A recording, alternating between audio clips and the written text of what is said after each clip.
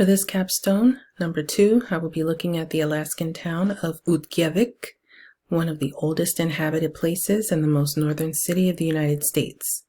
It is believed that Utqiavik was first inhabited about 800 AD. Utqiavik is 300 miles north of the Arctic Circle, and along with Kiruna, Sweden, and Fredrikstad, Norway, has the fastest rising temperatures on Earth. In September 1979, the average temperature in Utqiavik was around 31 degrees Fahrenheit, or 0.5 degrees Celsius. This month so far, the average temperature is 38 degrees Fahrenheit, or 3.3 degrees Celsius. That is an increase of 2.8 degrees Celsius in 40 years.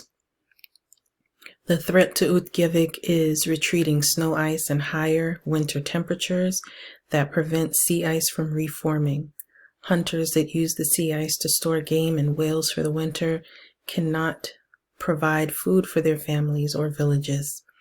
When cold winter temperatures are pushed back into later months, the number of daylight hours are limited for the indigenous Inupiat subsistence farmers.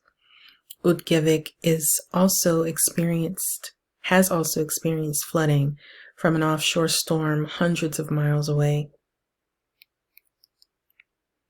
Sea ice prevents strong waves from making it to the shoreline, but with warmer temperatures preventing the formation of ice, it is leaving this town unprotected from coastal storms. The permafrost is also melting rapidly, causing structural issues for roads, buildings, and even graveyards now that the ground is shifting and is wet and uneven. Locals have noted that new insects have appeared that they've never seen before and are causing diseases in trees and the local caribou populations. It is expected for the temperatures in the Arctic to continue rising rapidly. One projection model I saw mentioned frequently the RCP 8.5 underestimated the amount of sea ice loss and warming temperatures. The RCP 8.5 projects the minimum annual temperature in the Alaskan Arctic to rise 14.3 degrees Celsius by the year 2100. The current rise in temperatures has already affected communities in the ways listed above, as well as many more.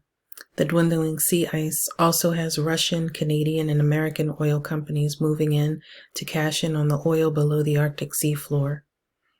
This can lead to the disruption of migratory whales.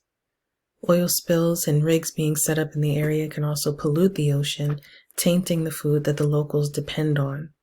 Life as they know it will forever be changed. As of now, there are not any planned solutions. Local indigenous leaders are taking on the U.S. government to prevent them from accessing their lands for oil.